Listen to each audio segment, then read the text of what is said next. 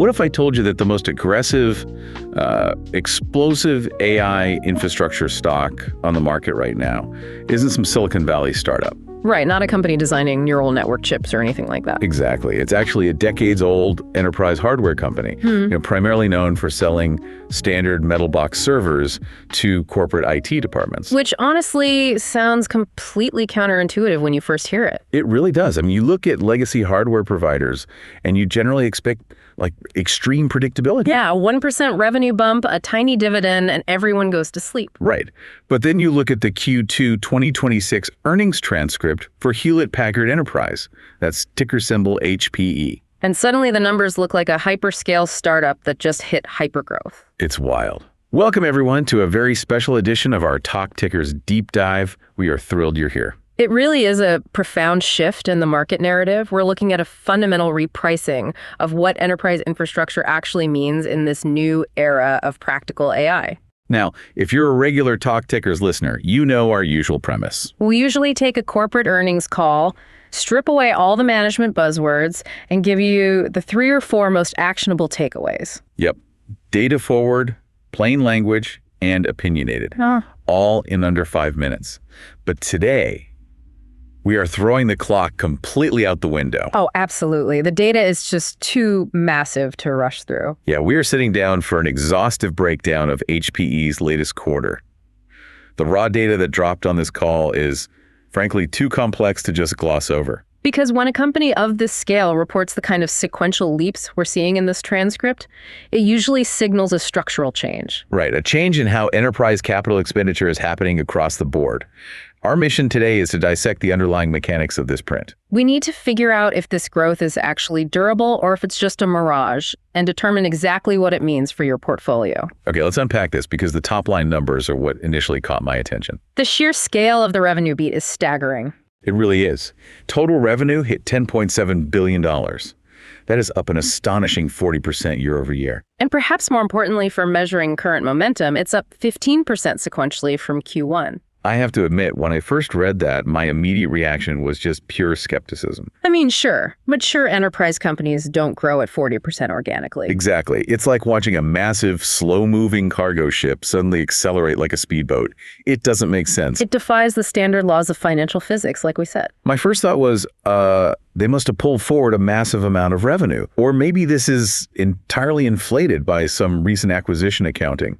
Are these numbers a one-off accounting fluke, or is there a real engine driving this? Your skepticism is totally warranted, but it's not a fluke. When you dig into the reconciliation tables provided by CFO Marie Myers, those inorganic arguments start to fall apart. So it's real organic demand. Yes.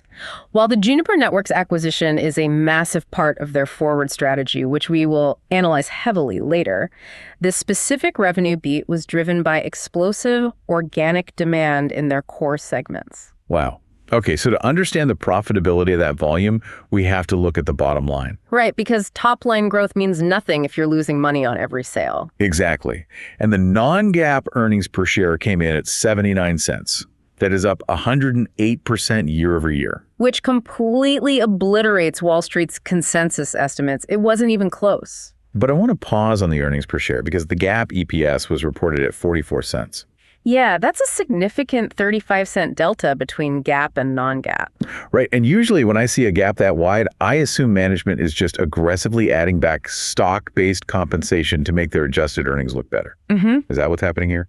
It's a really crucial distinction, and the short answer is no. Oh, really? Yeah, in this specific quarter, the delta isn't primarily driven by exorbitant stock-based compensation, which, is the usual culprit in tech earnings. So what's making up that 35 cents? It's largely tied to the amortization of intangible assets related to their ongoing acquisitions and some significant restructuring charges from their internal Catalyst initiative. Okay, plain language translation for the listener here. Amortization of intangibles is basically an accounting rule where you slowly write off the value of things like patents or brand names you acquired, right? Exactly. It's a paper loss, not actual cash leaving the business. And the restructuring charges are heavy upfront costs they're incurring right now to consolidate their real estate. They're also severing redundant contractor roles from what I read. Yep.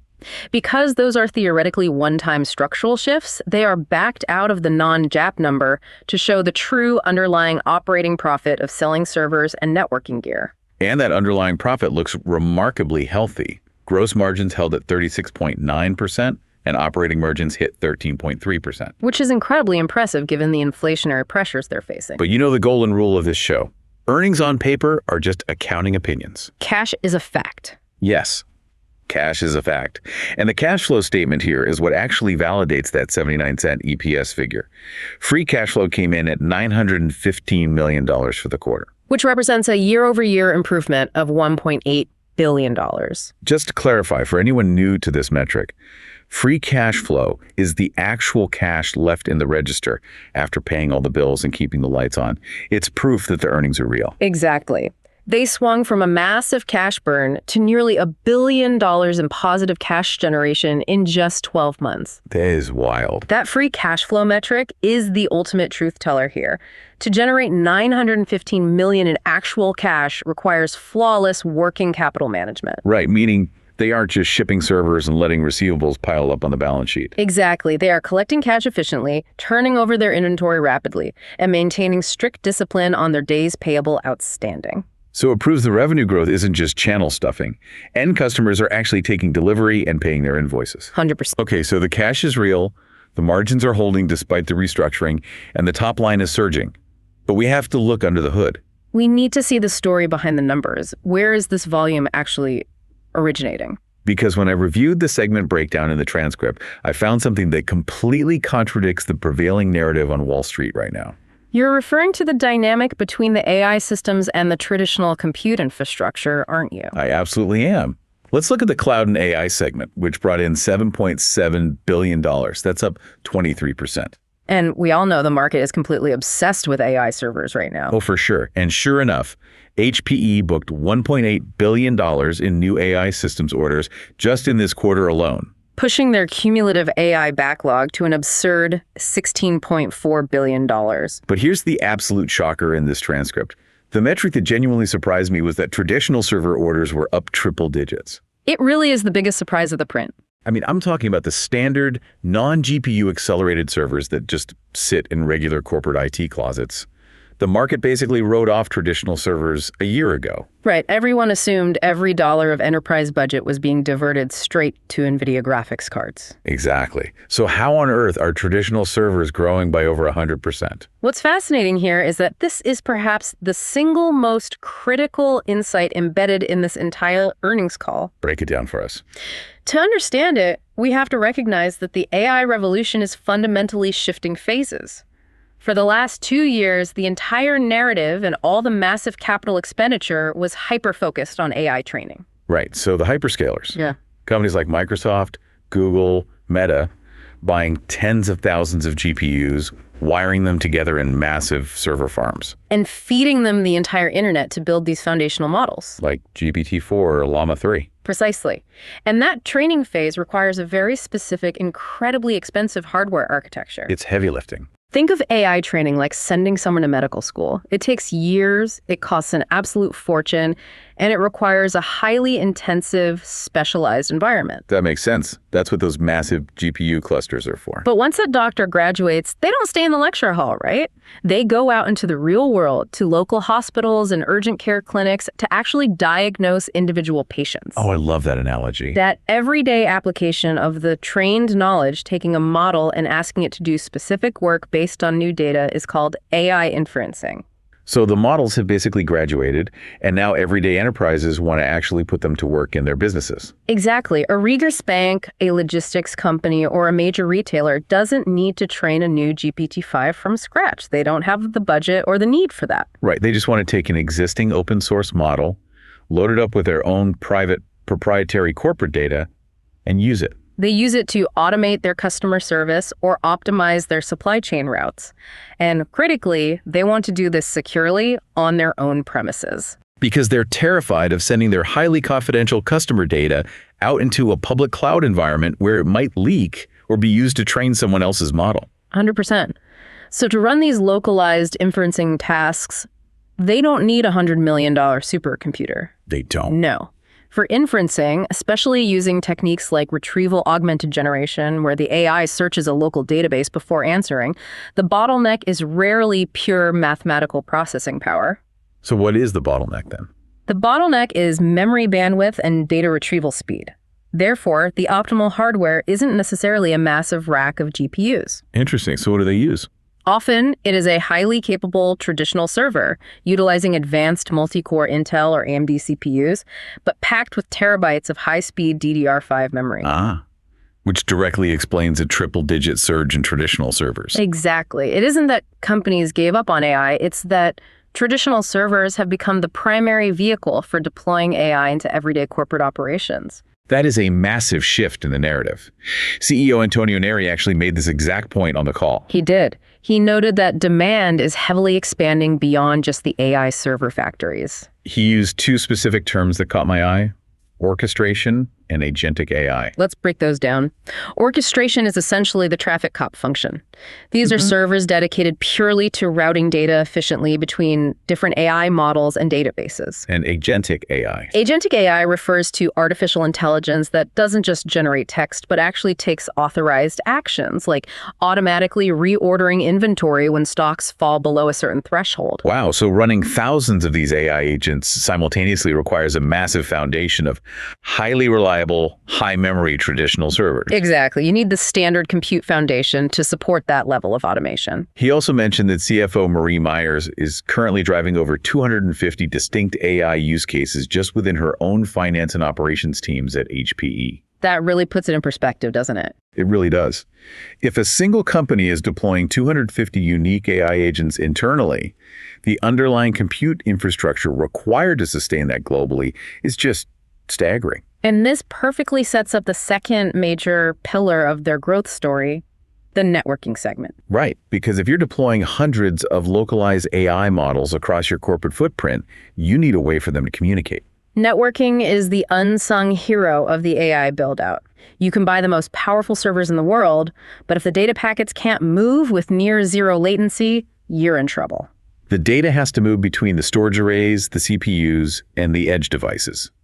If it doesn't, the entire system grinds to a halt. Exactly. The network becomes the ultimate bottleneck. And the transcript proves that enterprises are realizing this. The networking segment brought in $2.7 billion. But the subcategories are what really illustrate the scale of the infrastructure upgrade cycle happening right now. Oh, absolutely. Campus and branch networking orders reached a new record high, growing in the upper 20% range. And here is a staggering metric.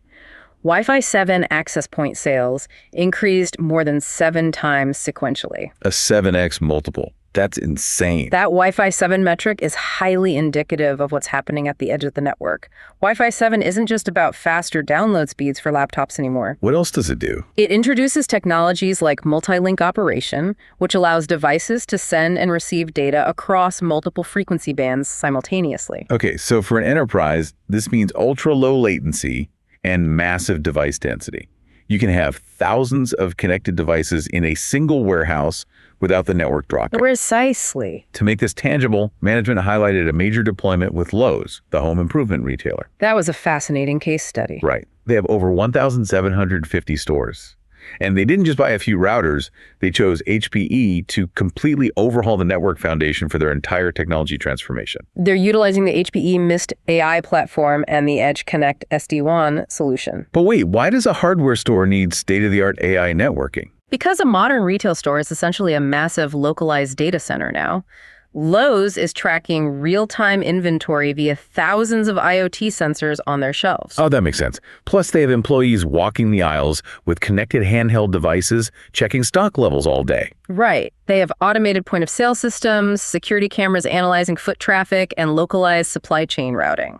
So if the network drops, or if there's latency in querying the inventory database, they literally lose sales. Customers just walk out. Exactly. By deploying HPE's SD-WAN, which stands for Software-Defined Wide Area Network, they can intelligently route that critical data traffic across the most efficient paths. Rather than relying on those rigid, expensive legacy telecom circuits. Exactly. And the Mist AI platform actively monitors that network, predicting router failures or bandwidth bottlenecks before they actually impact store operations. That proactive AI-driven network management was heavily emphasized In another example management provided, the UK Ministry of Justice. Another great example of mission-critical networking. They deployed HPE's self-driving network capabilities and reported a 75% reduction in incidents handled by their network operations center. Think about the financial implications of that single statistic. It's massive. A 75% reduction in network incidents means you need significantly fewer IT contractors working the midnight shift to troubleshoot down servers. It means government operations aren't halted by connectivity issues. For highly secure environments like the Ministry of Justice, it's non-negotiable. Because they legally cannot put sensitive citizen data into an Amazon or Google public cloud. They must build a flawless, localized, on-premise network. And HPE is providing that exact architecture. This transition into vital mission-critical infrastructure gives HPE an incredible amount of leverage. And that brings us to a crucial dynamic discussed on the call. Pricing power. Yes, pricing power is everything in this macro environment. The transcript makes it painfully clear that HPE is facing severe inflationary pressures right now. Specifically, the costs of DRAM and NAND memory components are spiking. And we know exactly why those costs are spiking. Tell us. The global semiconductor fabrication facilities, particularly the advanced nodes at TSMC, are completely overwhelmed right now. Because everyone wants AI chips. Right. So much of the world's memory production capacity has been diverted to manufacturing HBM high bandwidth memory, which is strictly required for NVIDIA GPUs. Okay, so because the fabs are prioritizing HBM, the supply of standard DDR5 memory and NAND storage used in traditional servers is constrained. Exactly, which naturally drives up the wholesale price that HPE has to pay their suppliers. Supply and demand. In a normal macroeconomic environment, rising component costs would absolutely crush a hardware maker's gross margins. They just have to eat the cost. But Marie Myers explicitly noted that their sequential revenue growth was actively driven by higher average selling prices, or ASPs, within the server business. Meaning they are passing these inflated memory costs directly onto the enterprise customer. And the customers are just accepting it. Antonio Neri put it bluntly. He said, nobody wants to be left behind when it comes down to deploying AI.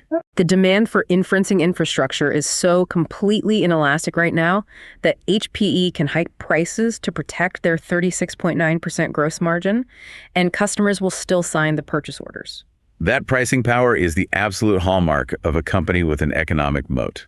When your product transitions from a nice-to-have upgrade to existential infrastructure required for survival, you dictate the terms. But what makes this quarter so robust is that management isn't resting on their laurels. They aren't just relying on price hikes. No, they are simultaneously attacking their internal cost structure with a level of aggression I rarely see in legacy tech. Let's dive deeply into that, because the Catalyst initiative and the integration of the Juniper Networks acquisition are fundamentally changing the financial profile of this company. It's a huge part of the margin expansion story. Marie Myers announced that total headcount is down 9% since these efficiency programs began. They're now operating with just over 65,000 employees globally. Furthermore, she stated they're running significantly ahead of schedule on their target to achieve $200 million in Juniper synergy savings. Now, I have to be the skeptic here for a minute. Always, let's hear it. Synergy is usually just a polite boardroom euphemism for firing middle management and hoping the remaining staff can somehow do double the work. It's a very fair critique. Mergers and acquisitions are notoriously terrible at actually realizing projected synergies. Right. So what is the actual structural mechanism driving these savings at HPE? The mechanism here isn't just raw headcount reduction. It's a fundamental rationalization of their operational footprint. For example, the transcript highlights that they are reducing their global lab footprint by more than 2/3. Okay, wait. What does a global lab footprint actually entail in this context? Historically, networking companies required massive physical warehouses filled with hundreds of racks of humming servers, switches, and routers. Just to test things. Yes, just to run quality assurance tests on new software patches.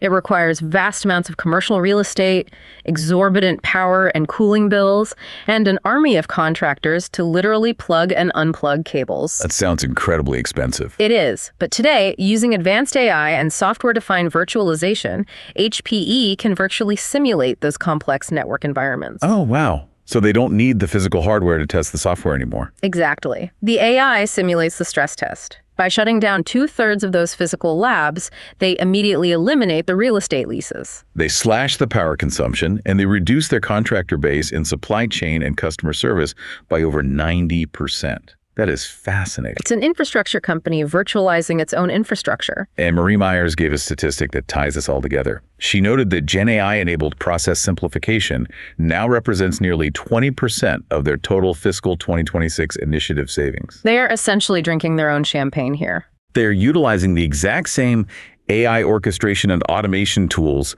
that they're selling to clients like Lowe's to aggressively lean out their own back-office operations. Which is precisely why their operating profit growth is projected to continue outpacing their top-line revenue growth. Let's think about the mathematical leverage there for a second. You're raising your average selling prices on the front end because demand is inelastic. And you're using AI to structurally permanently lower your fixed overhead costs on the back end. When those two forces combine, profitability goes parabolic. Exactly. Okay, the margin expansion story is compelling. The pricing power is evident. But I found a massive potential red flag during the Q&A session with the Wall Street analysts. The supply chain constraints. Yes. If demand is this white hot, if traditional servers are up triple digits, and if your backlog is sitting at a record $16.4 billion, are you going to physically run out of parts to build the machines? Right. David Vogt from UBS and Simon Leopold from Raymond James both zeroed in on that exact issue. Because having a massive backlog isn't an opportunity if you literally cannot source the DDR5 memory or the networking silicon to assemble the server. It just sits on the books generating zero cash while customers get frustrated and look for alternatives. Exactly. How is HPE navigating the reality that the global semiconductor supply chain is totally maxed out? It is arguably the single greatest operational risk factor facing the company today. And to Madison's credit, they didn't deflect. Myers openly acknowledged that severe supply constraints exist. Yes. As we discussed, memory components are incredibly tight. But networking silicon, the specialized chips that power the network switches, is also facing major bottlenecks. Because of the limited wafer packaging capacity at the foundries like TSMC. So it is a tangible threat to their revenue recognition. It is a constraint, but the transcript reveals it is a heavily managed constraint mitigated by two massive structural advantages. Okay, what's the first one? First, Antonio Neri explicitly highlighted that HPE is now the largest OEM partner for Broadcom in the networking space. Let's break down why that relationship matters. Broadcom designs the networking silicon, right? Correct. Broadcom designs the Tomahawk and Jericho switch silicon that essentially runs the backbone of the modern data center. And because foundry capacity at TSMC is so limited, Broadcom has to strictly allocate who gets their chips. Exactly. When you are the largest OEM partner globally, you have immense leverage. You get muscled to the absolute front of the line. So HPE is utilizing its sheer scale to secure critical silicon that smaller competitors simply cannot get their hands on. Furthermore, they are actively locking in long-term capacity agreements extending all the way into 2027 to guarantee their supply lines. So they're throwing their weight around with suppliers. Yeah. But they also mentioned using software to manage the supply chain internally, right? Yes. Neri noted that their internal operations teams have become incredibly proficient at utilizing predictive AI to dynamically match incoming demand with available component supply. How does that actually work in practice? Well, rather than letting an order sit in limbo for 6 months waiting for a specific back-ordered DDR5 stick, the AI suggests dynamic configuration changes. Oh, that's smart. So it allows the sales team to engage with the enterprise customer immediately. Right. They can say, we can't get you configuration A for 20 weeks, but if we shift to configuration B using slightly different memory architecture, we can deliver it in 6 weeks. Wow. By actively managing lead times and optimizing the build schedule based on real-time component availability, they are keeping the revenue flowing. It's brilliant. I love that detail. It transforms the backlog from a liability into a highly visible pipeline of locked-in future revenue. And if you have a massive visible backlog extending quarters into the future and you are successfully passing component costs onto the customer, your forward-looking financial models have to be fundamentally adjusted. Which perfectly transitions us into Section 3 of our deep dive, Management Guidance. This is where the transcript transitions from a historical report card into a definitive roadmap for the company's valuation. Because what they did to their forward guidance was arguably the most aggressive part of the entire call. Let's look at how they're placing their bets. For the upcoming quarter, Q3 2026, they are projecting revenue between $11.5 billion and $12.1 billion. With EPS between 88 cents and 93 cents. Those are strong sequential steps up. But then they updated their full-year fiscal 26 outlook. They raised consolidated revenue growth to an astonishing 29% to 33% on a reported basis. For an enterprise hardware company with an 11-figure top line, a 30% growth rate is just staggering. But the real headline, the number that should force every analyst to rewrite their discounted cash flow models, is the earnings revision. Management raised their full-year fiscal 26 EPS outlook by over 40%. They are now targeting a range of $3.35 to $3.45. A 40% upward revision to earnings in the middle of a fiscal year is almost unheard of for a mature S&P 500 company. Concurrently, they raised their free cash flow guidance from their original $2 billion target to at least $3.5 billion. If we connect this to the bigger picture, we really have to contextualize what hitting $3.5 billion in free cash flow actually means for the trajectory of this company. Break it down for us. Roughly a year ago, HPE held their security analyst meeting the SAM in New York. At that event, they laid out a highly ambitious set of long-term financial commitments. The 2028 roadmap. Exactly. They hoped to achieve these targets by the end of fiscal year 2028. But by raising their current year EPS to $3.40 at the midpoint and guaranteeing at least $3.5 billion in free cash flow this year, HPE has effectively reached its fiscal 2028 financial goals 2 full years ahead of schedule. that is an incredible milestone. When a management team stands in front of Wall Street and says, those highly ambitious multi-year targets we promised you, we just achieved them today, Yeah. it fundamentally alters the credibility of the leadership team. It forces the market to completely reevaluate the multiple they're willing to pay for the stock. You can't price a company like a stagnant glacier if it is hitting its 4-year growth targets in 18 months. And they capitalized on that newly minted credibility by doing something highly unconventional on the call, They provided a preliminary framework for fiscal year 2027. which in the corporate world, you almost never talk about the next fiscal year until the fourth quarter of the current one. Right. But Marie Myers came right out and projected an 8% to 12% consolidated revenue growth rate for FY27. Noting that both the networking and cloud and AI segments are expected to grow within that same range. An analyst actually called them out on this. Aisha asked point blank, what gives you the confidence to provide an early outlook into 27? And Antonio Neri's response was incredibly telling regarding the macroeconomic environment. He pointed to the durability of the demand. He emphasized his direct conversations with enterprise CEOs, noting that the forward pipeline of negotiations remains a multiple of their current record-breaking backlog. It proves that the so-called AI supercycle isn't a fad, and it isn't losing steam. It is simply shifting its locus of capital expenditure. The initial wave was hyperscalers buying GPUs for data centers in the desert. The second wave, which we're in right now, is Fortune 500 enterprises buying traditional servers, storage arrays, and high-speed networking. To run localized inferencing in their own corporate facilities, and HPE is positioned perfectly at the epicenter of that second wave. It also tells me that HPE's management isn't overly concerned about macroeconomic headwinds destroying corporate IT budgets. You would think that in an inflationary environment, companies would delay massive server upgrades to save cash. Right, but Neri essentially argued that enterprise companies are finding the budget because the alternative is obsolescence. Exactly. If your competitor uses localized AI to slash their supply chain costs by 15% and you're still using legacy software, you're going to be priced out of the market. You cannot afford to sit on the sidelines. You have to buy the infrastructure to run your own AI, regardless of the macroeconomic environment or the elevated component costs. That is a powerful thesis. But as an investor, you have to look at the balance sheet risk associated with capturing this demand. Because HPE just spent billions of dollars acquiring Juniper networks to secure that networking dominance. Exactly. How are they managing the debt load of that massive acquisition amidst this operational scale-up? I'm glad you brought that up because the transcript details a highly complex, multi-billion-dollar corporate maneuver regarding their stake in H3C. For context, H3C was a joint venture in China between HPE and Unisplendor. And given the current geopolitical climate and the strict export controls surrounding advanced AI hardware, operating a joint venture in China has become increasingly complicated for American tech infrastructure firms. Right, it's a massive regulatory headache. So Marie Myers confirmed they just completed the sale of their stake in H3C, pulling in $1.4 billion in gross proceeds. And the timing and deployment of that $1.4 billion is critical. They didn't just sit on the cash. No, they immediately deployed it to repair the balance sheet.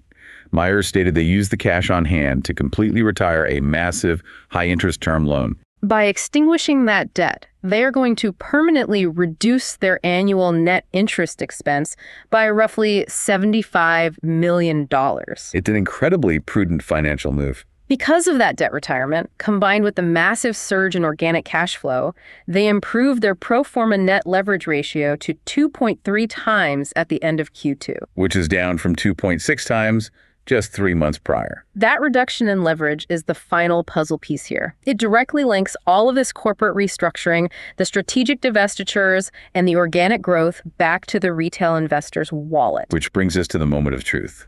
Section 4. The bottom line. We have spent the better part of an hour exhaustively breaking down the raw data. We've covered the shift from training to inferencing, the structural advantages of the Juniper acquisition, the pricing power, and the early achievement of their 2028 financial goals. So let's bring it directly back to you, the listener. Right. So what does this all mean? If you're holding HPE in your portfolio or you're looking at the stock right now wondering if you missed the run-up, what is the actionable insight? Based on the overwhelming weight of the data in this transcript, we have to take a firm, opinionated stance here. I agree. This was an exceptionally strong, fundamentally bullish quarter. It is the definitive proof point that HPE is successfully executing one of the most difficult maneuvers in business. Transitioning from a slow-growth legacy tech incumbent into a highly profitable, high-growth powerhouse at the center of a new technological paradigm. Exactly. The 40% revenue growth, the triple-digit traditional server surge, and the massive $16.4 billion AI backlog demonstrate a company that is actively capturing market share in a rapidly expanding sector. I completely agree. The whole narrative that legacy hardware is dead has been thoroughly debunked by this print alone. But the most actionable, immediate catalyst for the stock price isn't just the revenue growth. It's what management promised to do with the cash. Precisely. Marie Myers explicitly stated their target is to drive net leverage down to 2.0x by the end of fiscal year 2026. Given the retirement of the term loan we just talked about and the $3.5 billion in projected free cash flow, hitting that 2.0x leverage target is highly probable. But here is the critical part for you as an investor. She stated that once they hit that target, they plan to return at least 75% of free cash flow to shareholders via dividends and stock repurchases. Let's do the basic math on that commitment because it is genuinely staggering. They are guiding for at least $3.5 billion in free cash flow this year. If they're returning 75% of that, you are looking at over $2.6 billion being pumped directly back into the stock. They will be aggressively buying back their own shares on the open market, reducing the overall share count.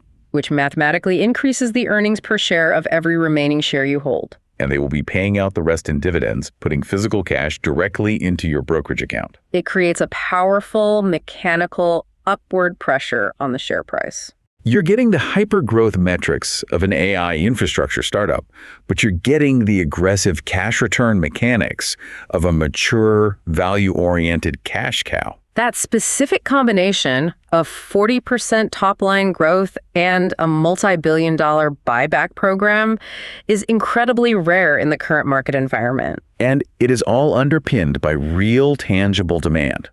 They aren't hoping enterprise customers will want AI infrastructure next year. They already have the purchase orders signed, sealed, and sitting right there in the backlog. They're utilizing their scale to secure constrained silicon from Broadcom. They're successfully passing inflationary costs onto their customers to protect their margins. And they are using their own AI technology to systematically, permanently lower their operating expenses. It is a textbook masterclass in corporate transformation and capital allocation. Truly. And with that, we are finally going to wrap up this extended deep dive. We completely shattered our usual 5-minute rule today. But when a company pulls its 4-year financial roadmap forward by 24 months, you have to take the time to read the fine print. Exactly. And when they drop 108% earnings beat, driven by a fundamental shift in AI architecture, you can't just gloss over it. We hope this exhaustive breakdown gave you the clarity and the context you need to evaluate the underlying mechanics of this business.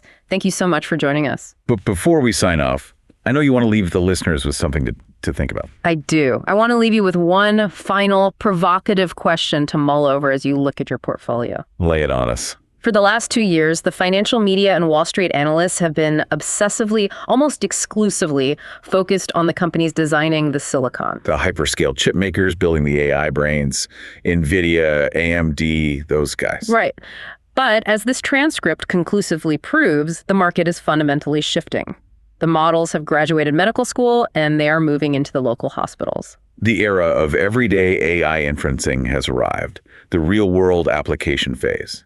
Exactly. So as that shift accelerates, could quiet, legacy enterprise hardware giants like HPE, the companies that actually forge the metal servers, assemble the massive memory arrays, and build the ultra-secure networks required to run these models inside corporate firewalls, could they actually end up being the safest, most lucrative long-term winners of the entire AI revolution? Are we also distracted by the glamour of the gold rush that we are completely ignoring the companies building the multi-billion-dollar railroads? That is the multi-billion-dollar question right there. Are the ultimate winners the ones building the plumbing? Keep questioning the narrative, keep digging deep into the actual data, and above all, stay curious. We will see you on the next deep dive.